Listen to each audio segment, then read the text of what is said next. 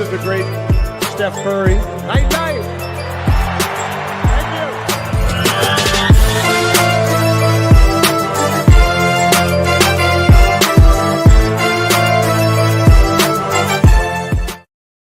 Night indeed. Good evening, everybody. Welcome to Carving It Up live right here on Facebook, as well as the Carving It Up YouTube channel and the Grid Network YouTube channel. As always, I'm Bryson Carver. Yes, I've got headphones today. For those that didn't watch Saturday's show, we had my man Barry Gret Jr. on, and there were some audio issues. And so I was like, I'm just going to get a new pair of headphones, get this nipped in the bud right off the bat. We've got, on a post-Super Bowl show, a ton to get into, obviously. Going to get into Patrick Mahomes in about 12 minutes, why the GOAT debate is certainly not Patrick can still catch Tom. Boy, did it get harder after last night, and I'll explain exactly why in about 12 minutes. Ryan Flowers, and we do this every year. Ryan comes on our show week one of the season, be it right before the season starts, right as the season starts, and then he comes on the day after the Super Bowl. We've done this for a few years now. He is the best of the best, knows football inside and out, even certainly more than I do. He's going to be coming on the show in about 25 minutes to break down the Super Bowl and all that happened during it. End of the show, get to Kendrick Lamar.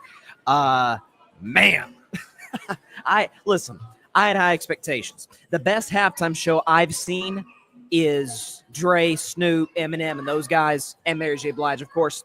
Purple Rain, Prince back in the day was awesome. That wasn't that. Woo! Good. Get to that at the end of today's show. Excited to have Ryan on at 9:25 Eastern Time, 6:25 his time in Las Vegas. But let's get to Super Bowl 59. But first, Philadelphia reigns supreme. Jalen Hurts has, in every way you can possibly imagine, silenced every critic, every doubter, myself potentially chief among them.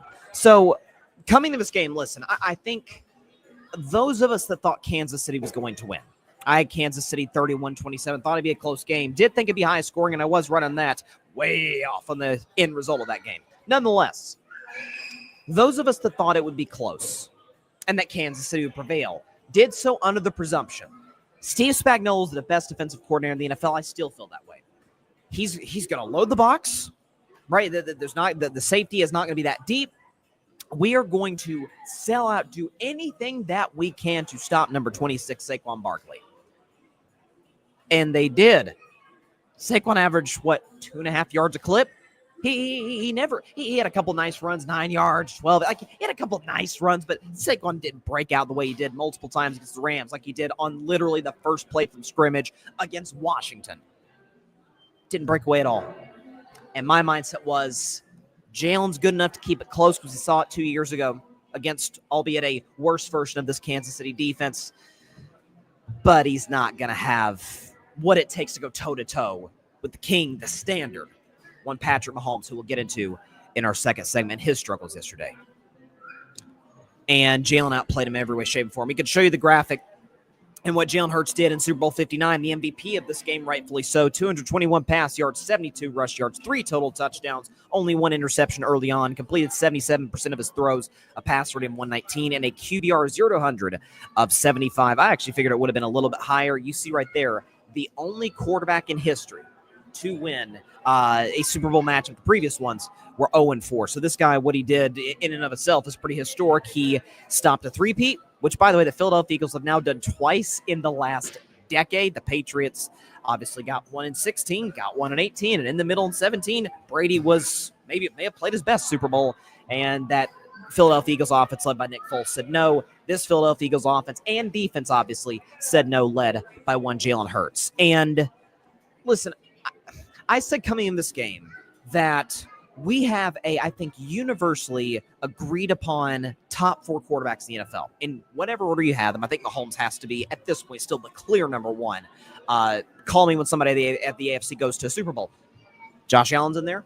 Joe Burrow's in there. Lamar Jackson's in there. And that debate for number 5, I felt had about 6, 7 guys you could say, hey, I have a case.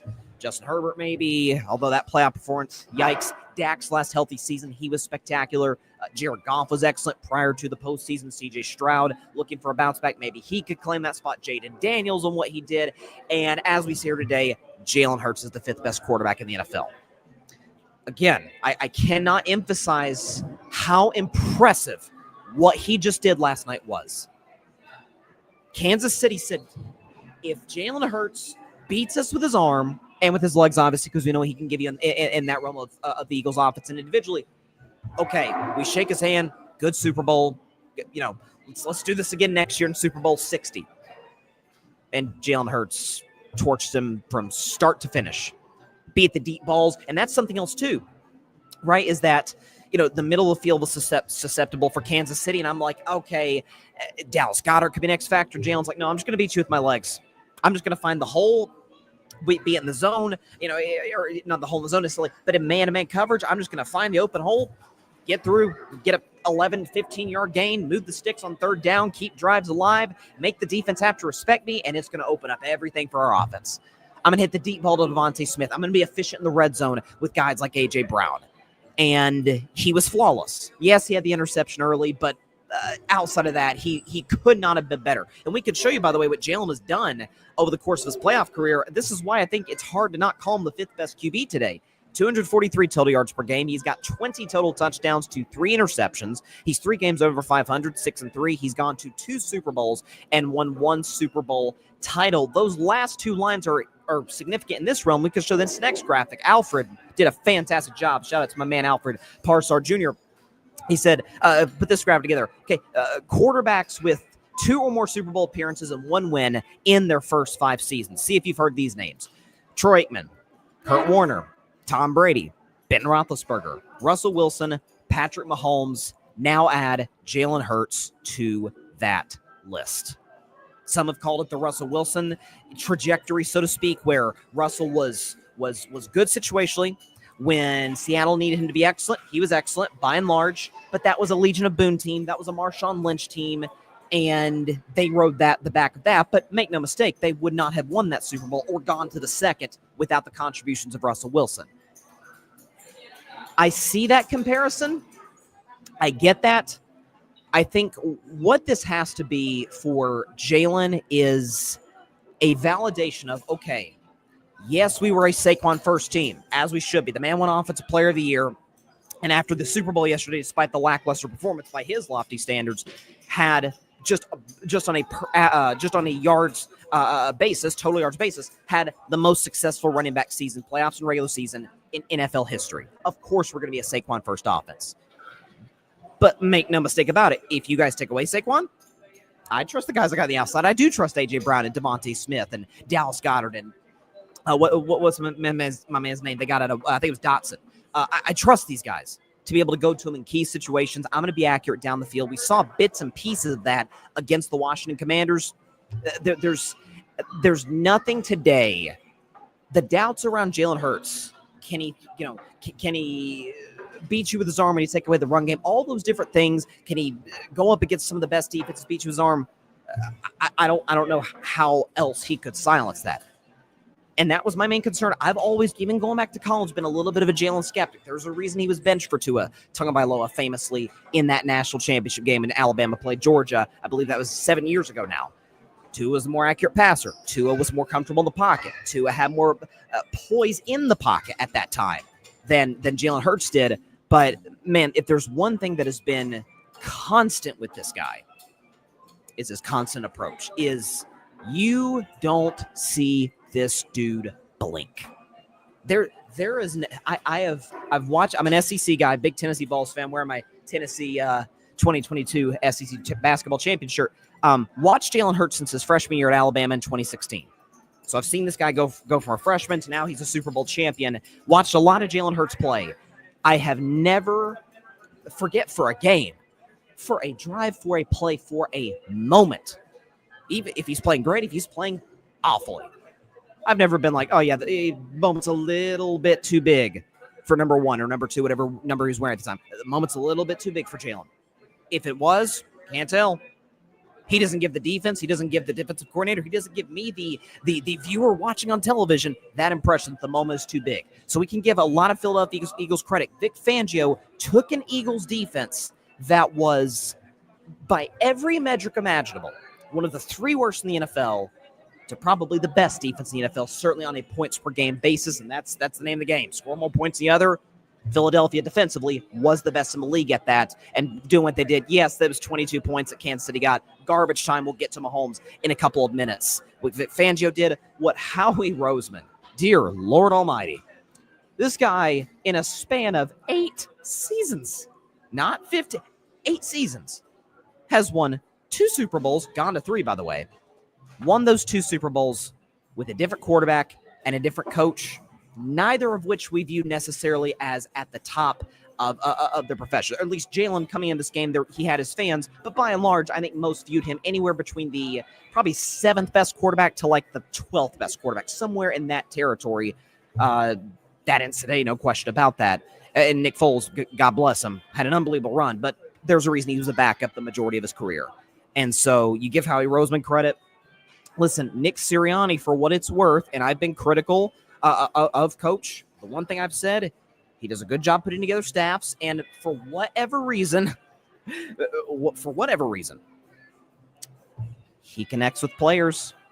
They play hard for him. From everything I'm hearing today from mostly from former players who are now in the national media, such as guys like Dan Orlovsky, Matt Hasselbeck, guys that know people in the Eagles organization.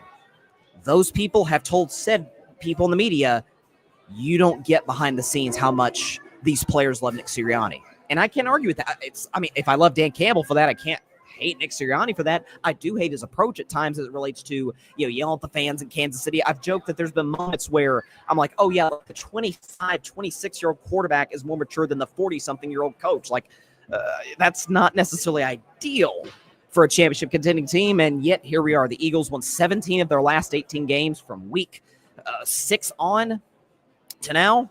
They're the best team in football. They lost 1 game the whole way. And so you give them immense credit. Top on down, this isn't exactly breaking news, but this is an exceptionally run franchise. But to me, the story of all the stories in this game, Vic Fangio turning an awful defense that, yes, did draft well. Cooper DeJean, pick 6 on his birthday, not bad. Quinyon Mitchell, getting C.J. Gardner-Johnson, bringing him back. All of these different additions, taking a bad defense and turning it into maybe the best in 1 year, one offseason. You were able to do that.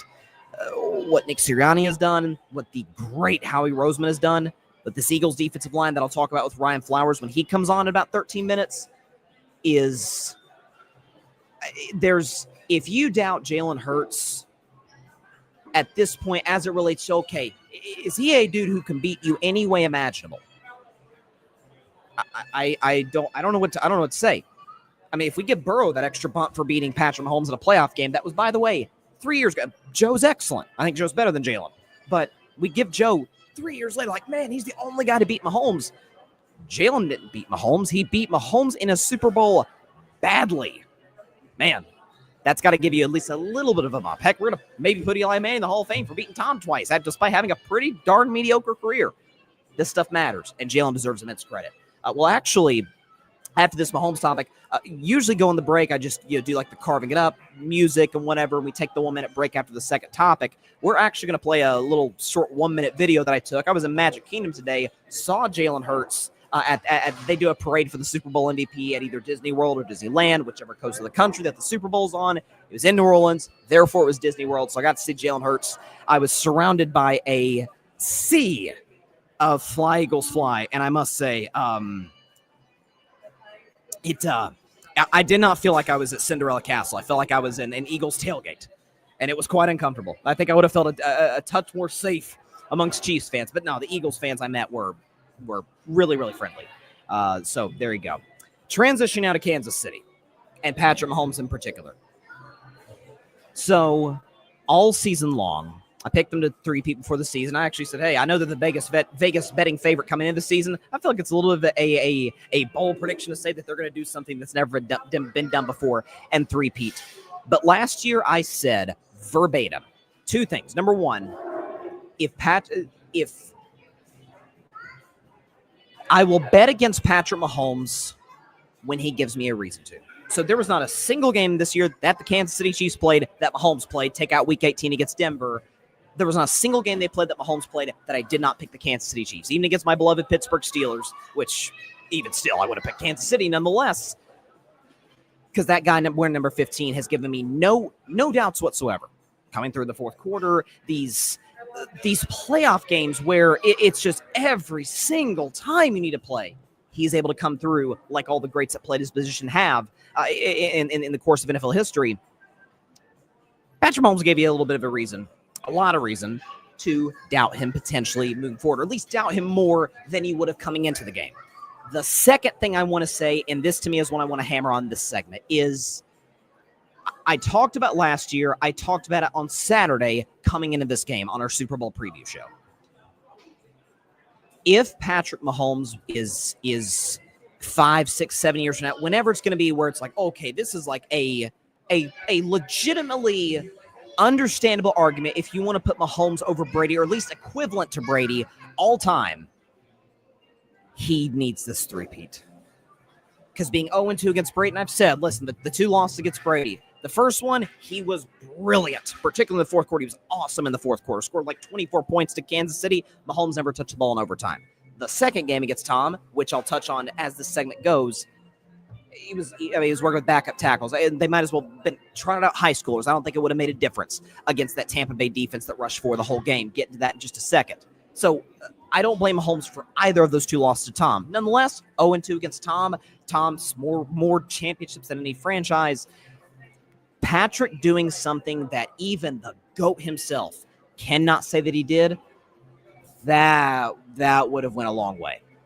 And I'm going to go out on a limb and say Kansas City's probably not going to get another opportunity to three-peat. They'll be back.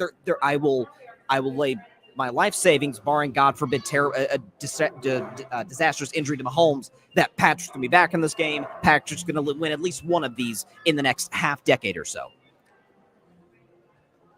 But we never saw this happen to Tom. You're like, well, Bryce, we saw it the first time with Mahomes. This is the second time he's been blown out in the Super Bowl. You combine the margin of defeat in these games, it equals 40 points. Lost by 22 to Tampa, lost by 18 to Philadelphia. I think comparing the Tampa Super Bowl 4 years ago and this Super Bowl is comparing apples to oranges. There's not a quarterback in the history of the beautiful game of football that could have won that game 4 years ago against the Tampa Bay Bucks. It was the second Mahomes took the snap. Dude is running for his life the whole game. This isn't the same. Yes, Kansas City's offensive line got worked. Folks, Philadelphia did not blitz a single time in this game. Little known fact, there have been 6 teams in NFL history that have not blitzed one time in the game, over the course of the game, in Super Bowl history. Their record, 6-0. Probably not that surprising because it's like, hey, if we don't have to blitz, if we can just have everybody else do their job, just straight 4-man rush, get pressure, why would we change that? If we're getting consistent pressure, which the Philadelphia Eagles did, which is odd because the Eagles were somewhere like 15th or so in the pack, 15th, and I believe they're middle of the pack in sacks this season in the NFL. But they exploited the matchups. This is one of my concerns coming to this game is if they could do that. But from the first drive moving forward, boy, Patrick looked rattled. He did. And again, I talked about Jalen. If he's rattled, can't tell. That's by and large been the same case with Mahomes. I think they came out with that study years ago where he's like, his heart rate goes up on the sidelines and comes down when he's in the game in the last 2 minutes. So it's like, okay. Yeah, as long as I have the ball, I feel great. I'm nervous when I don't have the ball. That's very much a Michael Jordan, Kobe Bryant, LeBron James, Tom Brady type of quality. All the greats have. Where it's like, if I've got the ball in my hands, it's almost like it's almost like in a, I don't want to say narcissistic, but in a way, it's like, hey, if I've got it, we're good. Patrick looked rattled.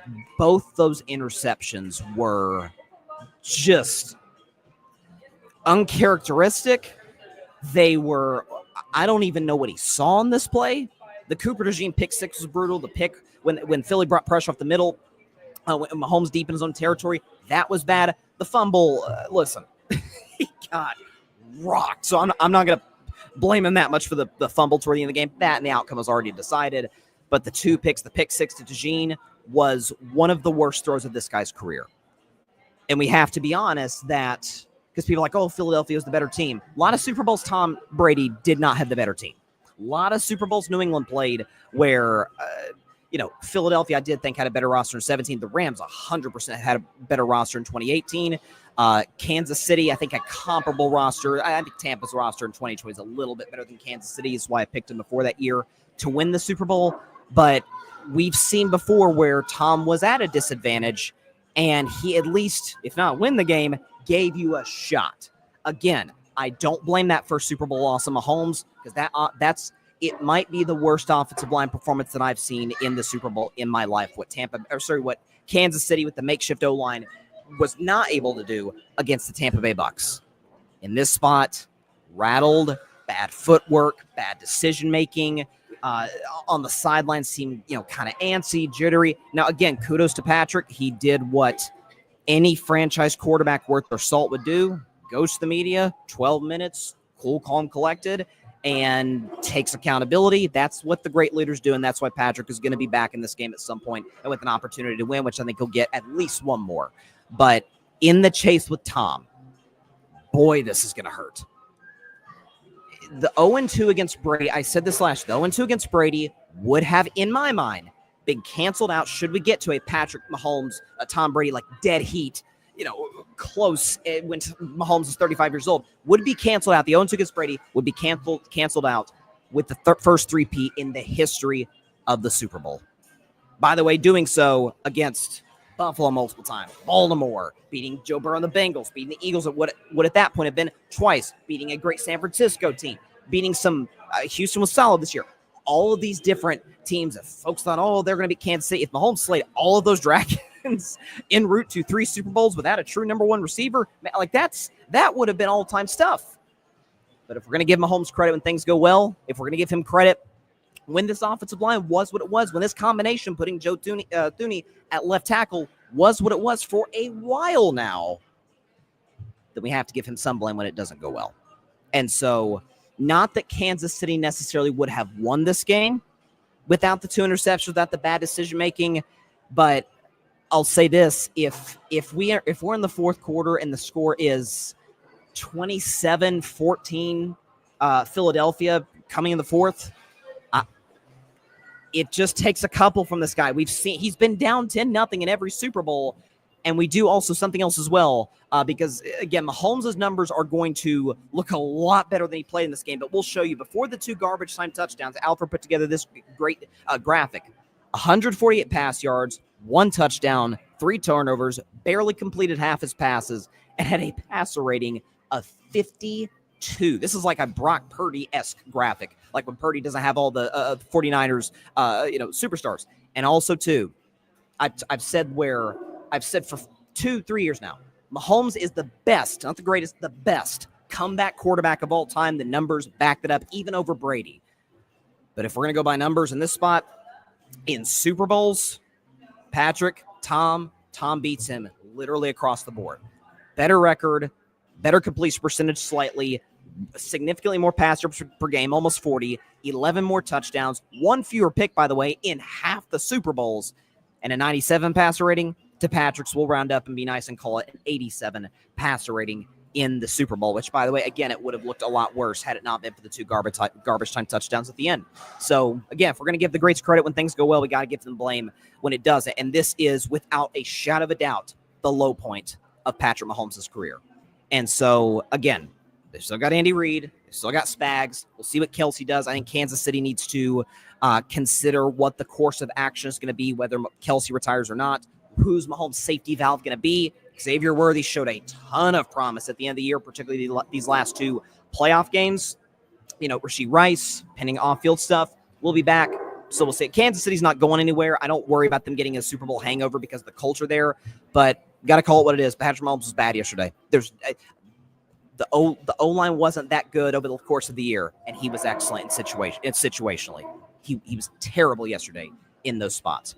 Take a 1-minute break, then bring Ryan Flowers of Clutch Sports Talk and NFL matchups onto the show. But rather than you doing our normal 1 minute carving it up, dubbed in music to go to break, I decided, since Zim Magic came today, saw Jalen Hurts, we'll go and play Jalen Hurts in the parade in Disney World today, and then we'll bring Ryan Flowers on the show. Be back in a minute of Carving Up Live. Until then, enjoy Jalen Hurts in Disney World.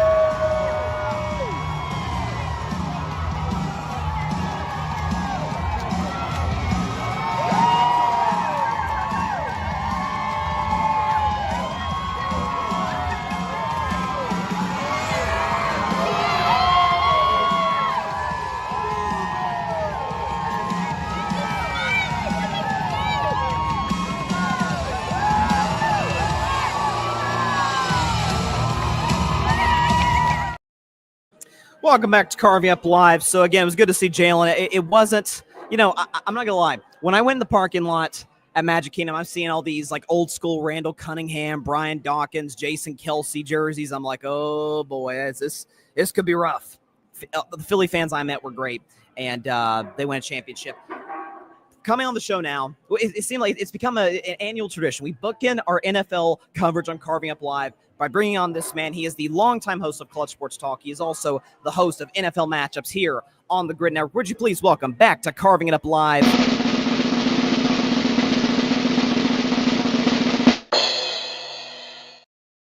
Ryan Flowers, who is joining the show right now. Ryan, my man, how are you doing today on this What's up, Monday? Bryson? How you doing, man? I'm pretty good. I'm doing well. I'm not gonna lie. I do wish we got a better game than we got last night. I'm sure you would agree with that. Overall takeaways from this game, man. What did you see? You know what, man? I knew the Eagles were probably going to win the game. They were the better team throughout the whole season by far on paper, but I couldn't go against the Mahomes magic. But there was no magic at all. They went down into the bayou out there and had some voodoo put on them. And they just did not look good. And kudos to the Eagles, man. I hate the Eagles with a passion. I do not like the Eagles, but I am a man that recognizes game, and I got to give them all their props, man. They deserve the outcome of what happened this whole entire season. So shout out to them and all the Eagles fans out there. They can really bask in this win, because not only was it a win, but it was like a dominating win. So I think that's what made it even more like surprising. Yeah, it was, and again, start to finish, you saw those first couple of drives where Kansas City, they can't cross midfield. I know I think they got a first down their first play, and then didn't cross midfield till like late third quarter. Right. And so for me, the moment when it was 10-0, I'm like, Mahomes been 10 down 10-0 every game. Okay, right. The DeJean pick six, it's like, this feels different. And so I'll start with I think the matchup everybody's talking about is the fact that the Eagles' defensive line did not blitz the first time in the game and got consistent pressure on Patrick Mahomes all night. We know that they shifted Joe Thuney from guard to left tackle. Kansas City's been dealing with issues there all season long, and they got exposed up the middle over the course of the night. Why is it? Because people are like, this great Philly defensive line, Jalen Carter's awesome. This Eagles defense was middle of the pack in sacks this year. So it's an excellent D-line. It's a young D-line that has plenty of promise. Sweat and all those guys. But make no mistake, this is not, I don't even think it's the best defensive line, statistically at least, that KC faced in the playoffs. I think Houston was that. Why were other teams able to expose that and the Eagles were able to in Super Bowl 59? And that's a good point you bring up about the D-line, right? Like, when we think of D-lines, we think like edge rushers, right? You even look at the matchup last year with the San Francisco 49ers, we would have expected them to have gotten more pass rush on Mahomes, right? But when you watch a lot of football, you've coached a lot of football like myself, I always tell people, man, the middle of that line is where you can affect quarterbacks the most. And they have two really, really outstanding defensive tackles that can really force the issue there. And that's probably why they don't lead the league in a lot of sacks. When you look at the Texans, you mentioned the Texans, they got guys like Will Anderson, who's an edge rusher, right? And they make plays, but that Eagles defensive line, man, they really caught something towards the end of the year, and they kept building and building and building. And they probably saw something on tape that they said, we can really expose this Kansas City Chiefs line. And that's what they did all night. I believe they had 6 or 7 sacks, if I'm not mistaken, almost tied the record for sacks in the Super Bowl. I believe they pressured Mahomes 50% of his dropbacks. And like you mentioned before, 1 first down early in the game. They didn't get another second down until after halftime. Like that was a complete, utter dominant performance. And really, I know Jalen Hurts got the MVP, but really, it's the defense that won that game for Philadelphia, in my opinion. Yeah, I mean, I feel like you could have given MVP to Jalen Hurts, to Vic Fangio, to Jalen Carter, to Gene. I mean, there were so many. It's funny. I never thought I'd see an Eagles Super Bowl, or at least this season with being the Super Bowl, where 5 guys I feel like could have won an MVP, and Saquon is not even in the conversation. Right. Yeah, and that to me was the most shocking aspect. Is okay. It's one thing for Kansas City to really shut Saquon down. He averaged like 2.5 yards a carry, and Jalen to be successful. Jalen torched him. He had the early interception. Other than that, he was nails all night with his arms and legs. Yeah, he was solid. He was. Talk about Jalen Hurts, and it does this. because there's a lot of Jalen Hurts fans out there that have said he can do this. He's just, let's see him in the scenario where they take away the running game. Is this something where Jalen Hurts could say, hey, I can do this, just give me the opportunity, I can show you? Right. I've seen a lot of it all day today. Like a lot of people saying this guy is elite. I don't think he's elite. I will say that. Wow. I think the game plan really, really worked for him. Like what they were able to do. How many times did he throw? Like 22 times? I don't even. Times. 17 and 22. Like that's when he's at his best. He's like Dak Prescott. Like, do you need the running game? You need a balanced defense. He got everything that he needed out of the rest of his team, and he made the plays that he needed to make, or especially early. That early touchdown, not the touchdown, but the close touchdown early in the game that set up the 1 yard rushing. Right. And he found Devontae Smith a couple times over the top. AJ Brown. Why? Because Kansas City's focus was to slow down or shut down Saquon Barkley, which for the most part they kind of did. Right. That's a good defense. They figured that out. They were hoping that maybe. Well, I guess they weren't really expecting their offense to be as crappy as it was. I think that's where the difference in the game is that Philly played a complete game. Offensively, defensively, Kansas City didn't. Like, if you think you going back, that game was still kind of in it. Like you said, when they were down 10-0, you're like, they'll be all right. And then you start watching and you're like, man, like they can't get anything going. But to your question, to your point about Jalen Hurts, that game plan was executed so perfectly. I still think he's a very good quarterback, but what we learned last night, which we will always learn about any other quarterback, whether it's Mahomes, a Dak, or Jalen Hurts, you need protection to do what you need to do. You need to be able to run the ball, right? And which they could not do. And there you go. But that's what Jalen Hurts had. Saquon didn't run like how he was running throughout the year, but I think he still managed to get like 50-something yards in the game. He was pretty crucial in the passing game. So they found other ways to free him up. So I don't want to make it seem like I'm hating on him, but I do want to hold back because I want to see more consistency out of him throughout the rest of his career. I know he's got the Super Bowl and head over shoulders over a lot of guys now. Maybe over some people may think he's better than Joe Burrow. I don't know, right? Yeah, but I can't go there yet. Yeah, me neither. But so that means he can't be that elite to me, right? So he's on the cusp. But if I see him come out and do this again next year, and maybe increase his passing a little bit more. But if they asked him to throw 30, 40 times last night, it probably wasn't going to be a successful story for them anyway. But they did what they needed to do, and they got the win. And, he just happened to be a recipient of that. So it's not a shot at him. It's just that people need to kind of hold back and just be like, let's look at it in totality. How about I meet you in the middle here? What if I said Jalen Hurts is elite at what he does? He's elite at essentially like playing his role. Like I don't make it sound like a basketball team. He's like a role player or something. No. I think he's an above average game manager. Like he'll go in there, he'll do what he needs to do. Like he did have the silly turnover early in the game, but he makes plays with his legs, which is he's a hard guy to bring down, right? He can throw the ball pretty accurately, but if you're a team that's wanting your quarterback to throw the way like maybe they asked Mahomes to throw or Joe Burrow, like he's not that kind of guy. Like he can't do the things that like Mahomes, and obviously Mahomes struggled last night, but and I want to talk about this later if we have time about Kansas City and the Mahomes, but he's not an elite talent in that regard, where he can just go and carry a team like that, because they've tried that before and he's struggled mightily when they've asked him to do that. He'll have games, he'll have spots where he's tremendous. Even in the Super Bowl 2 years ago, he was tremendous. And if they had won that game, he should have been the MVP because he really carried his team almost to that victory, right? So, but then you go the next year, they kind of struggled a little bit. Even times this year, they were like, oh, well, this is Saquon's team. So, without Saquon, the Eagles wouldn't even be where they are, right? To an extent, I get that, but still. So I think he's an above average game manager, not quite elite. He's getting close, though. I will say that. Yeah, and I think, too, is, I saw a crazy graphic. It's kind of hard to believe. Patrick Mahomes, and we'll talk about him in just a second, was drafted in 2017. Right. Jalen Hurts is the first guy to win a Super Bowl that was drafted after Patrick Mahomes was drafted, right. Which is like insane. Which some of that is like, because Tom won some Super Bowls, Stafford got one.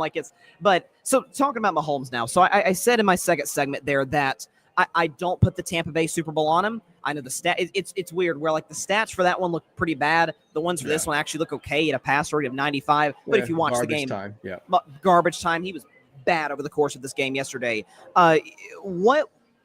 I don't want to ask why, because I don't know what's going through Patrick's head over the course, especially early on. But how was he never able to get in a rhythm? Because Kelsey was open early. DeAndre Hopkins, I know he had the drop, but it wasn't a perfect throw by Mahomes on that spot. Why was he not able to deal with the pressure? And I'm not talking about the external pressure, the pressure that Philadelphia brought over the course of this game, the way that we're used to seeing him be able to deliver. You know what? I was questioning their game plan because it seemed like he was holding onto the ball a lot. A lot of that could be the route combinations that were being called. Guys were running deep down the middle, down the sideline.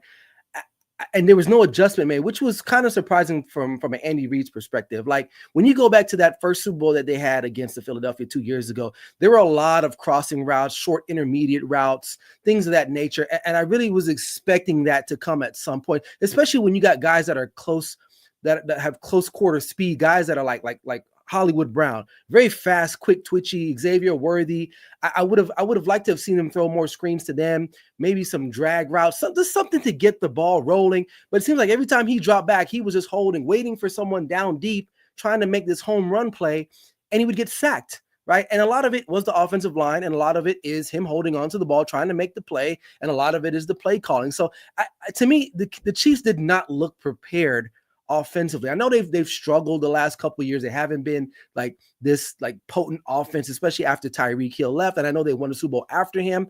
But they need something. And I know not having Rice this season really kind of affected them a little bit too. But overall, I don't think they handled I wouldn't say handled. They didn't make the adjustments early, or they didn't make any adjustments, because we knew going into this game that Philly's the pressure on the quarterback was going to be an issue. And they just didn't look prepared at all for it. No, they didn't. And I think that was something that's, I think Brady talked about over the course of this game is okay, I'm looking at the box score right now. Kareem Hunt and Isaiah Pacheco had a combined 6 carries. Right. So there was, now listen, I know Kansas City, when you have Patrick Mahomes, you're not going to be necessarily a run first team. I understand that and respect that, but it's funny. This has been, I don't think it's just been the year of the running back resurrection as it relates to now guys getting paid. This draft coming up, it's got a ton of nice, backs coming in the NFL, but more of the emphasis on guys, you can be successful if you just have a solid run game and an excellent defense. I think Philly literally just showed you that. Right. And again, I really don't blame Kansas City's defense that much. I think they did. I mean, neither. I thought they were doing a hell of a job. I mean, really, when you think about it, Mahomes throws the pick 6. Before that, he had the weird interception. So off the rip, you're putting your defense on the field very quickly in short field situations, right? And I think they managed to stop them a few times. I know they gave up a couple touchdowns here and there, but you can't expect them to go out there every couple minutes because you're 3 and out, and expect them to just hold up every time. That's not right. And so I think that the defense did all they can do, but it's a war of attrition. And at the end of the day, they couldn't stop the onslaught of Philadelphia and what they were able to do, especially when you're giving them the ball on short field. Speaking of Kansas City's offense, should Travis Kelce retire? Yes, he's done. He's washed. Okay. He's washed. Yeah. He's lost his juice. I mean, I think he only had 3 touchdowns his whole year. He used to get 3 touchdowns in one game. Right. I think he'll get a lot of, of respect within the organization because it's Travis Kelce. But I don't know what it is. If he's got to get a new girlfriend, he got to dump Taylor Swift. I don't know, man. He don't even look the same. He used to have a swag to him. I think now he's more corporate. I think he's and this is my own opinion. Obviously, I'm speculating here. I think he's realizing, you know what? I'm going to sell myself. I need to market myself. I got to look and act a certain way. I can't be this cool hipster kind of wannabe black guy, right? Because he used to dance. He used to do all the all the stuff. Now he's got the long hair. He's got he does not even. Yeah, the buzz cut's better, Ryan. Buzz cut looks better on him. It does. Yeah, I mean, so it's and I'm not. It's not even a white or black thing. I'm just saying, he's not the same guy. And I know he's older now, but he's definitely washed. I mean, I know they talked to him earlier in the week, and he was like, yeah, I can play a couple more years. I was like, for who? Not for the Chiefs, because who's their backup? I think Noah Gray. There were moments where Noah Gray was the more productive tight end on the field this season for Kansas City. Absolutely. Yeah. And I think it's going to get to a point where it's can you bow out, because we don't want to kind of make Noah Gray the number 1 tight end while you're still there, because you've had an illustrious career. He's one of the greatest tight ends that we've had in the league. He's in my top 5 for sure. Oh you gosh, know? yeah. So, but I think the window is done for him, and I think this is I know you mentioned it right before we came to my segment here, but this might be the beginning of not the departure, but the chink in the armor is there for the Chiefs for sure, unless they improve a couple things, which I think they'll try, but definitely they don't have this mystique that they've had the last couple years. And the way the Eagles beat them last night, man, like not only did they win the game, they won, they didn't win by 1 or 2 points. They killed them. They destroyed them. And when you go for the king, you better kill the king in front of everybody, and you better beat the crap out of the king. And that's exactly what they did last night. No, I mean, that's the thing. Like, it wasn't just about the score so much as it was they physically beat them from start to finish. I mean, especially up front as it relates to, obviously, as we were talking about earlier with the defensive line. It does feel like that Brett Veach, who's an outstanding GM for this team, is going to have to, strike gold in a few draft picks like he did in 2022 after the Tyreek trade. In that draft, they got McDuffie, they got Pacheco, they got Karlaftis. Like, they hit on almost all their picks. So they're going to need to kind of do that again. I think defensively they're good. They had a bad day at the office. It happens. They were set up in less than ideal circumstances. Should they go? I'm not going to lie to you. I kind of like the receiving core for the future if Rashee Rice can stay out of trouble because he's got the injury. He's a young player. Rice, Xavier Worthy really came on at the end of the season, especially in the playoffs. Again, should they go left tackle to start this draft? Should they maybe trade up? I'm big on offensive linemen. Like if you can get you an offensive lineman, because that's what the game is, man. It's either you get after the quarterback and can you protect your quarterback. And we saw that last night. Like simple, like that's what it was, right? There may be a trade out there. Maybe there's a reunion with Tyreek Hill, get the last bit of juice out of him, right? Maybe, who knows, right? I think that's on the board. Yeah. Why not? I mean, we saw. I mean, great. Will it be the same? Maybe not. But he's definitely a guy that you have to account for, right? Sure. So, but I don't. Are they going to fall off? No, I don't think they'll have a what you call it, a Super Bowl. What's the word? A Super Bowl. Super Bowl hangover. Super Bowl hangover. Yeah. I don't think they'll have that. I think they're too. The culture is there is really good. The leadership is strong there. I just don't see that. But they're gonna have to figure out how to be a little bit more potent on offense, like because you just can't leave it to the defense the whole entire season. Like, and they kind of did that. They were kind of hoping the defense would make a play here or a play there, and they did for the most part. You don't go 15-3 by luck. Like you got to do something. And it's funny because I see a lot of people talking about them being overrated and they got exposed last night. Well, no, I don't think they're overrated. They just got beaten by a better team, and that happens. Like, period. And I don't, off the top of my head, I think they've won 16 or 17 games. I think it was 17 or more. Yeah, like, 17 straight one-score wins. Yeah, that's not overrated. You're a great team. Like you're gonna lose. That's life. You're gonna lose to a team sometimes better than you, right? And that happens. So to say that they're overrated, to me, is just a little clickbaitish. To me, in my opinion, agreed. To get like an arousal out of people. I respect everyone's opinion, but to me personally, I don't think they're an overrated team. They've beaten some really good teams throughout the year. They've beaten some good teams this year. They got the rematch against the Bills. They beat them. I know they got some help a little bit, but what great team doesn't get help at some point? What great player doesn't get help at some point? So you go back to Michael Jordan, the push, Game 6, Utah Jazz. Like, if that's Steve Kerr, he's probably getting that offensive foul. Like, you know what I mean? So sure, it happens. It's sports. Like, people need to relax and just enjoy the moment. Like, and I was rooting for the Chiefs, not because I hate the Eagles. I'm like you. I like history, man. I wanted to see that. We are in the ultra minority in this, Ryan Flowers. This is we share this an appreciation for history.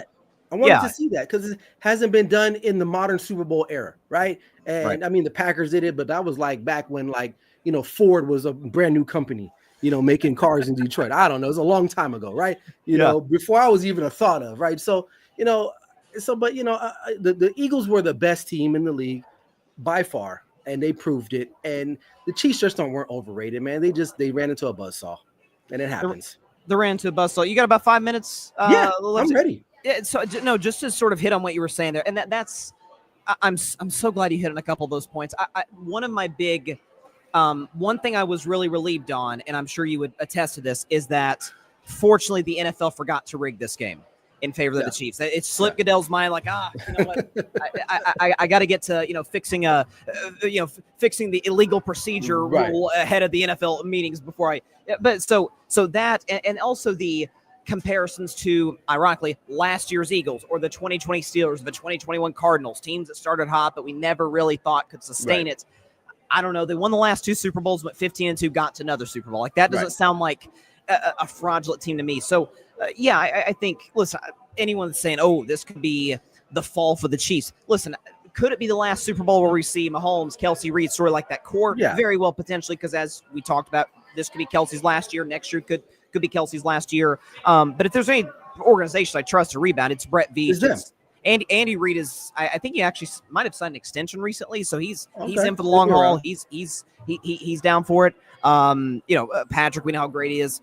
So, it's funny. I did a segment on my show before these two teams played 2 years ago, and I said I feel like the outcome of this game, whoever wins, is going to shape how teams in the future try and build their team. Right. If the Chiefs win, it's going to be let's find the superstar quarterback and build around him. If the Eagles win, which they did obviously yesterday, it's going to be let's find the way you put it, you said an elite or at least a good game manager, above average game manager, and just stack the roster. Now, again, not every team's GM is Howie Roseman, so you're going to have that component. He's the best. He's the gold standard.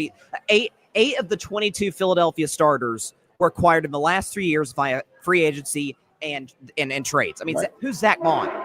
Who is this guy? Right. He's a backup in New Orleans. Guy's up for Defensive Player of the Year. So we know Howie Roseman's great.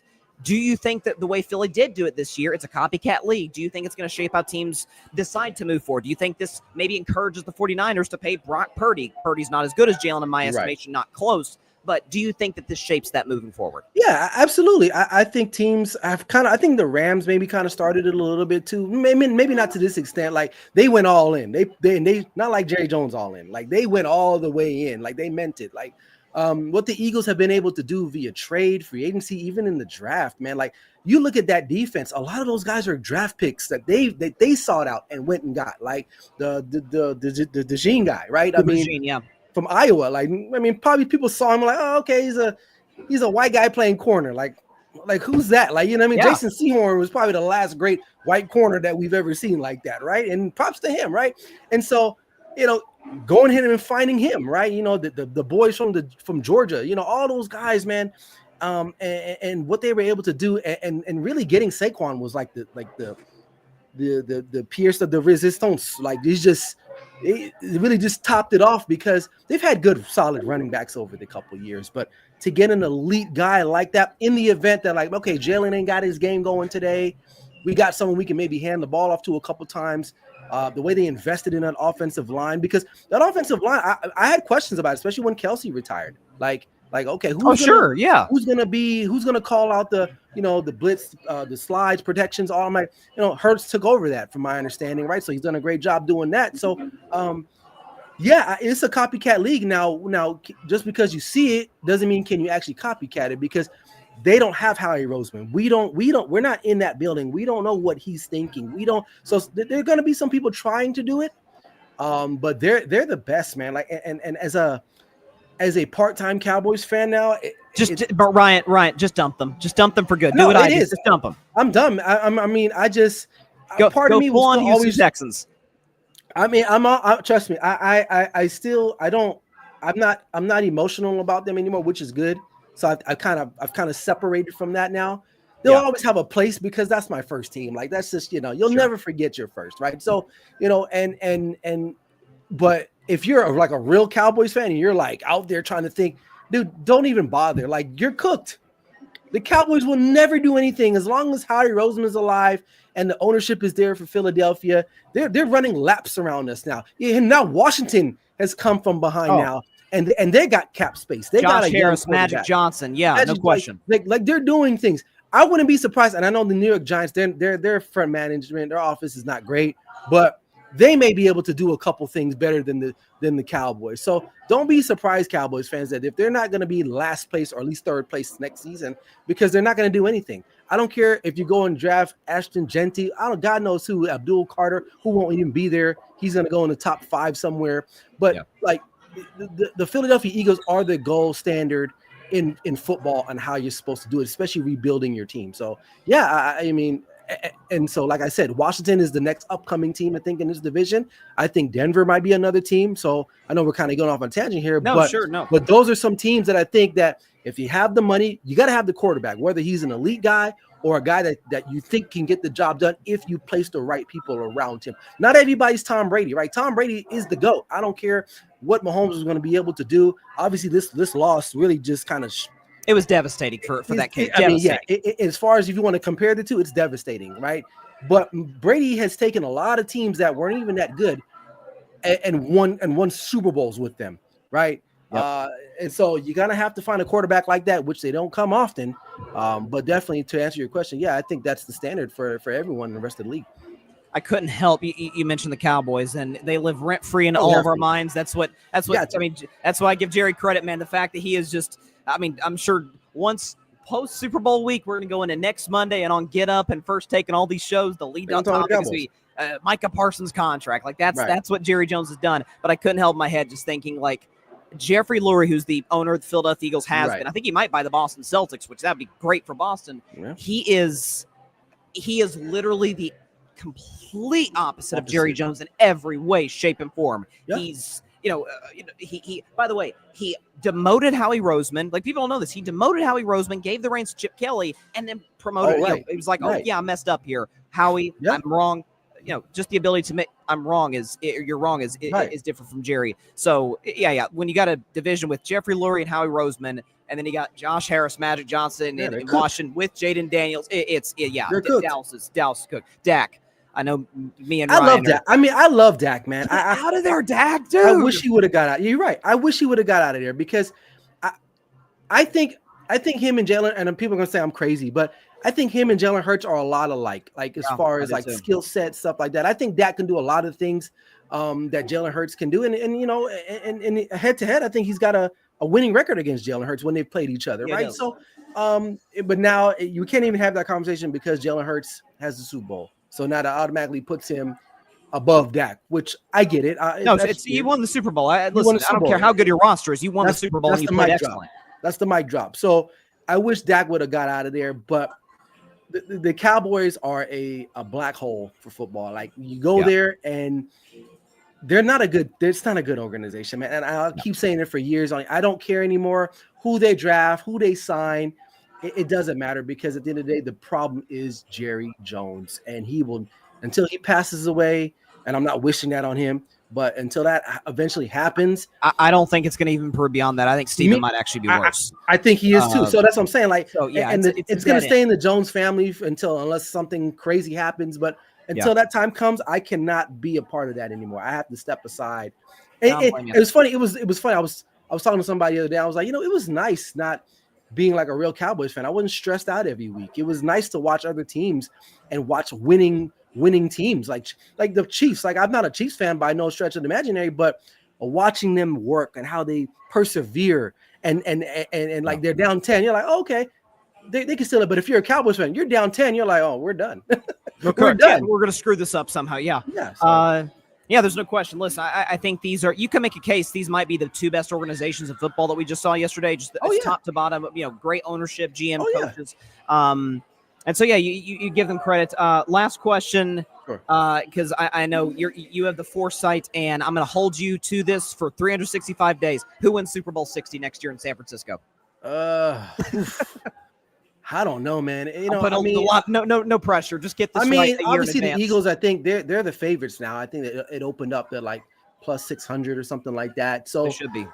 I don't believe in the Lions. I think the Lions are still kind of fraudulent. They're a good team, but they've lost a lot, especially coaching wise, right? You lose both of your coordinators. That's going to have some type of pressure on you. They're still solid. Who wins the Super Bowl? You know what? I think. Damn, I don't know, man. Let's see. Just do it. It's February. We've got. Yeah, I mean, I'm gonna go with a dark horse. I'm gonna go with the Commanders. The Washington Commanders. Okay. I like the Commanders, man. I think they can go out there. So let's just say they go get a Myles Garrett somehow, some way. They got, will that be a game changer? Yeah. They can pay him now. It's what assets you give up is a big thing. Because if I'm Cleveland, you're not going to just give up anything, right? You're going to have to give up something, right? And if I'm Washington, I'm like, I'll give up a couple first round draft picks because they have a really good secretly really good team. Defensively, you know, Dan Quinn is going to have them boys ready, right? Yeah. Offensively, now and this is a big black sheep because I don't know how Jaden Daniels is going to perform in his second year in the NFL, right? A lot of quarterbacks struggle. We saw with CJ Stroud, right? You know, a lot of these guys do because there's more tape on them. But if because it's February and we're just spitballing here, I'm gonna go with the Washington Commanders. I like their roster.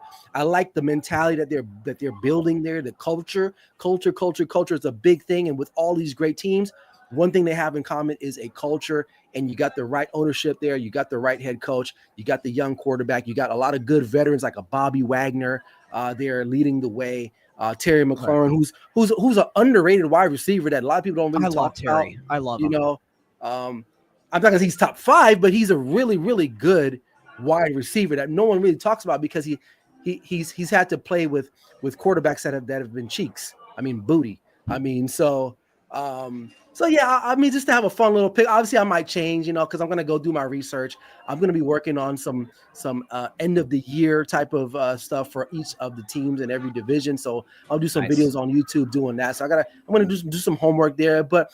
I don't want to go easy and say Eagles because they're the best right now and they just won it. But I'll stay in the division and I'll say the Washington Commanders might shock the world next year and be hosting.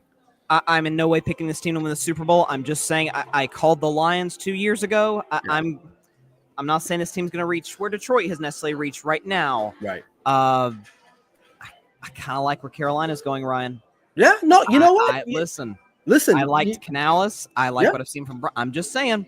I like that hire. If I went back and watched one of my videos before the season, and obviously it didn't start off well for Canales, right? But you saw what he's done with other previous quarterbacks that he's worked with. I believe Baker Mayfield. By the way, all of them are smaller guys. Baker Mayfield, Russell Wilson. So like, there's history here. Yeah. So there's a common thread there, right? And I said that Carolina, I know they got rid of what's the receiver now? He's in Chicago now. I forgot his name off the top of my head. DJ Moore. I'm like, okay, well, I get that. I don't think he's that great anyway. But either way, I mean, they're building something. It's a young team.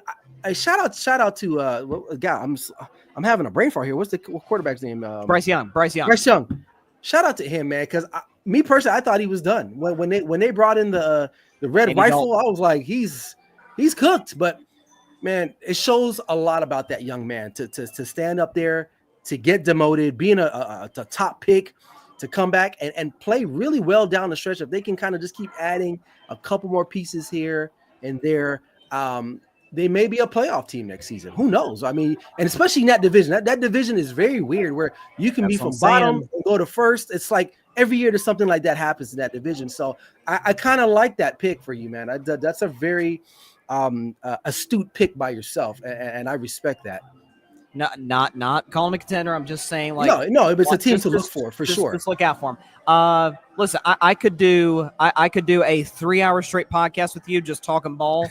Maybe if we have absolutely nothing to do, which is we have to do that one time. I think we just need to come on here and just go for it, man. Just riff for 3 hours. Last thing before you get out of here, sure. Tell everybody where they can find you.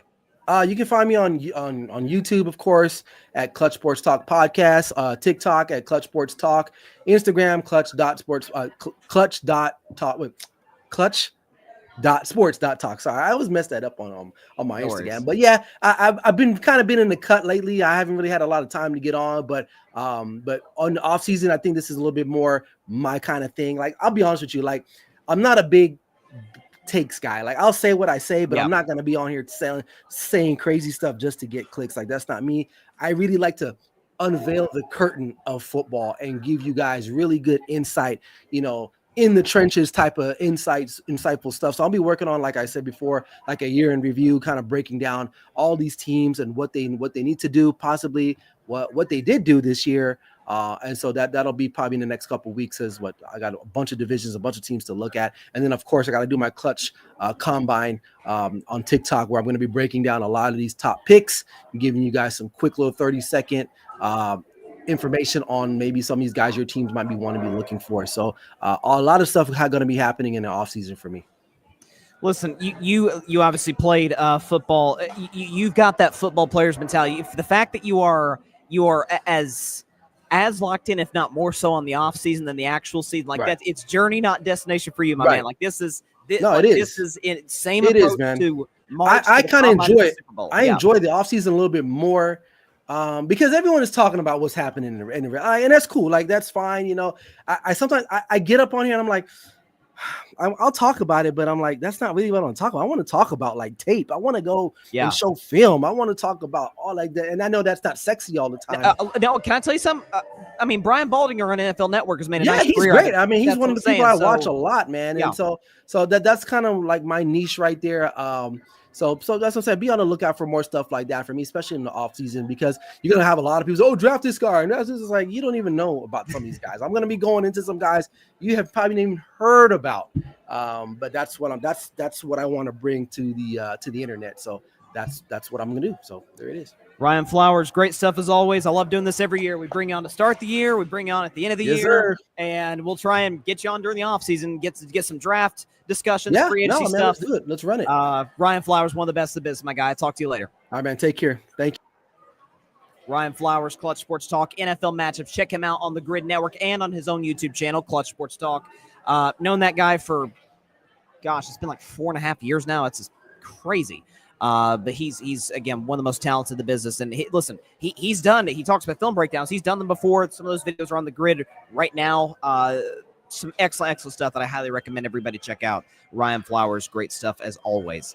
And it's funny because I was just thinking about as he was talking about the Super Bowl and some of the matchups and how Philadelphia was able to expose different tendencies. But he also talked about culture.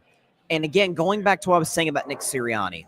And I don't know that many people that have been more critical of this guy than me. I've said he's immature. I've said, okay, what does he do? He doesn't call plays on offense. When he has, it's been bad. He obviously doesn't run the defense. I've always given him credit for putting together good staffs, but I'm not going to mention him the Andy Reid, Sean McVay, Kyle Shanahan, heck, even Dan Campbell, Mike Tomlin tier. At the same time, again, I've said coaches fall into one of two categories. And I talked about this, by the way, about Sirianni. I remember when the A.J. Brown. Remember when the Eagles, this would be a flashpoint in the year that people aren't going to necessarily remember about Philly today where they look invincible. But you remember in December when, who did was it the Giants game? I forget who they beat. And everything's rolling. Saquon's an MVP favorite. Everything's just going swimmingly. And A.J. Brown, after a win, steps to the podium. Yeah, we're not throwing the football that well right now. It's like, oh my God, dude, what are you doing? Everything's going well. What? Like, everybody's in a good mood. What are you talking about? And I said this is kind of a big moment for Sirianni. I think they were going to the Pittsburgh game, and that was when Pittsburgh was still playing pretty good football.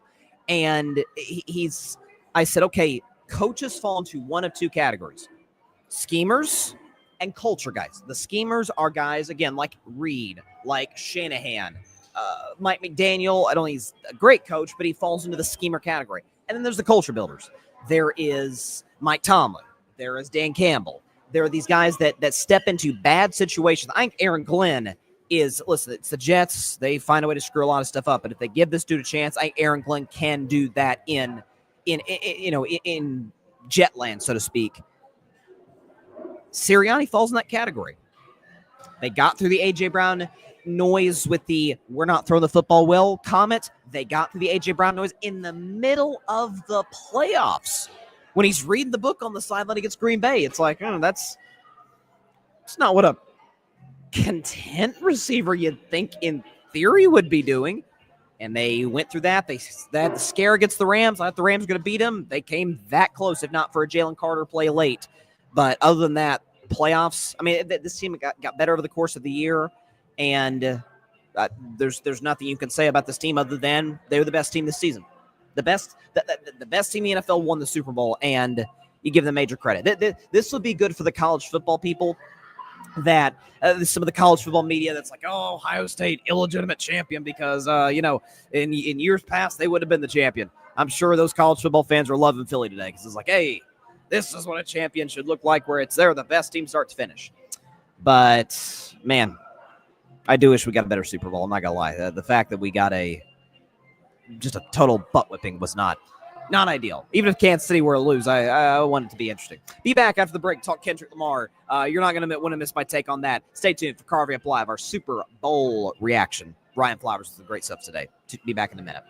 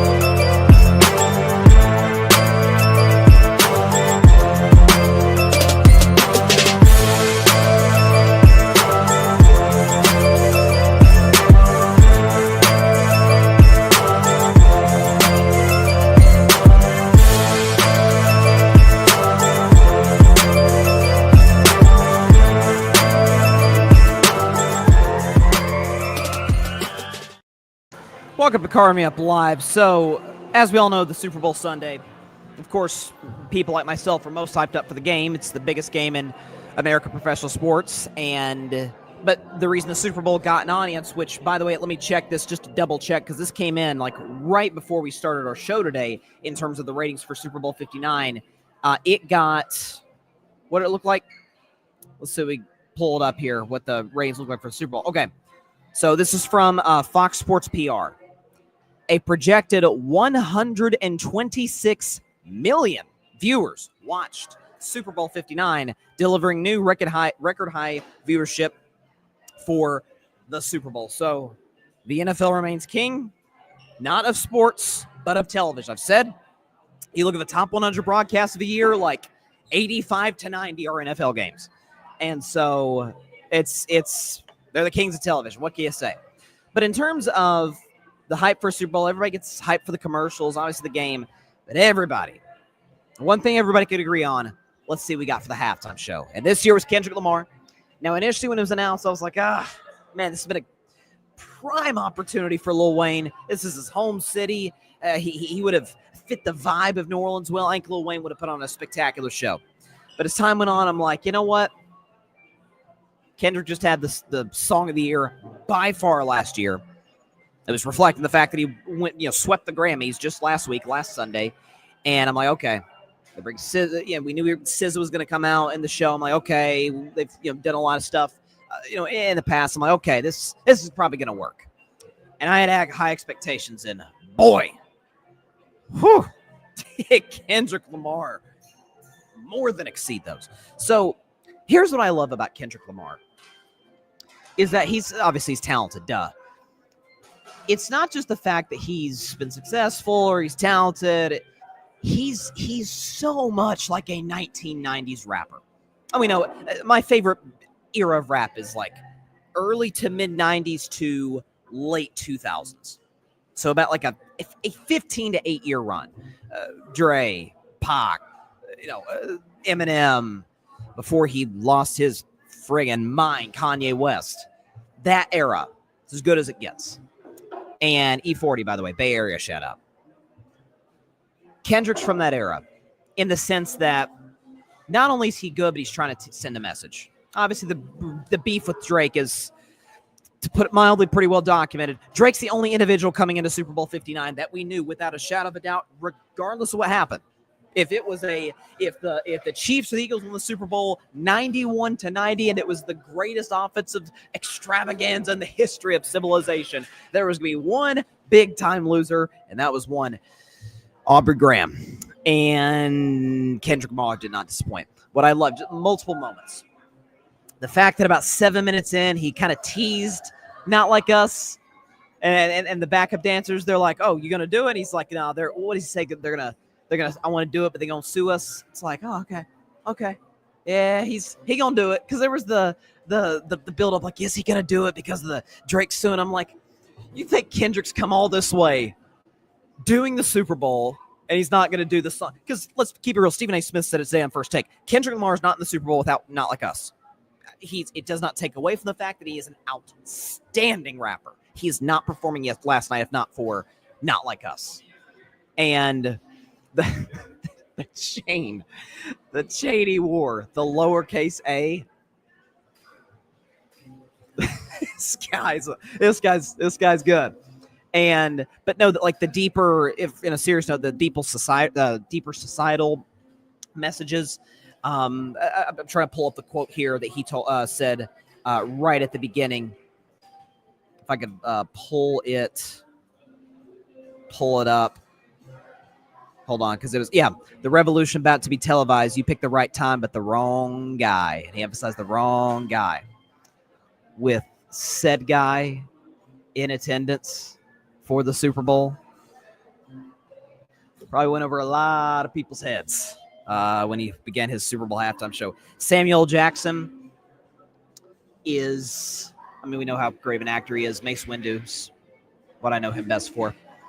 But the Uncle Sam, the portrayal of, the best way I can put it, of an individual that can only be described as a caricature of one Jason Whitlock, to use a sports example. There are plenty of others, too many others like him out there, talking about the division, what Black America goes through every single day from an economic perspective, from as it pertains to how our government has shortchanged them in every single way over the course of our history, in multiple different facets. How he's able to hit on all of those in a 13-minute halftime show, while also getting Not Like Us, while also SZA doing her thing. The fact that, ladies and gentlemen, Kendrick Lamar got Serena Williams, who dated Drake, on that stage doing the Crip Walk. Come on. That's his mic drop. We knew Kendrick won this beef a while ago, but that was special. That was it gets an A+ from me. Anybody that says, "Oh, it wasn't good," I don't want to sound harsh when I say this. I'll say it in the nicest way I can. You don't get either. You don't. Well, because there are people that aren't racist that just don't understand. You don't get it. I'm sorry, you don't get it. But if you do get it, that's good. That's good. Kendrick Lamar, fantastic halftime show. SZA was fantastic.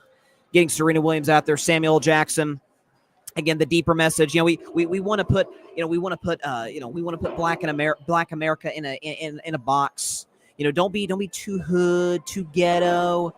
I've talked about this multiple times on my show with the nonsense that Angel Reese has to deal with in the WNBA.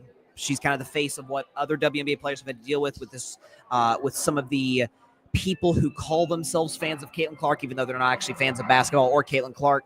So the fact that Kendrick Lamar opened that dialogue, the fact that we're not shocked by this at all, but the fact that he wasn't afraid to go there, so to speak, as my generation, Gen Z, would say, is further evidence why he's one of the greatest rappers of all time. Second Super Bowl, by the way, in the last four big games in February. So pretty good. And gosh, we've had, is this like, I'm trying to do the math, like 5 straight good halftime shows? The Weeknd crushed it. Dre, Snoop, and all them was my favorite halftime show ever. Rihanna was really good the next year. I give her about A-, B+. I thought Usher was fine. I thought Lil Jon kind of saved him at the end with Turn Down for What. But then you get Kendrick Lamar out there.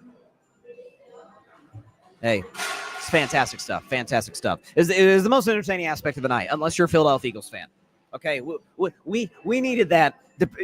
Based on what it was looking like a halftime from start to finish, domination from the Philadelphia Eagles. But with that said, that is all the time we have for today's show. I appreciate everybody stopping by, as always. I'm not sure when we're going to do our next episode of Carving Up. It'll either be at the end of this week, start of next week. The Jets are moving on from Aaron Rodgers. Didn't want to do a segment on that today and tarnish, the 2 best teams of football duking it out and one team manhandling the other.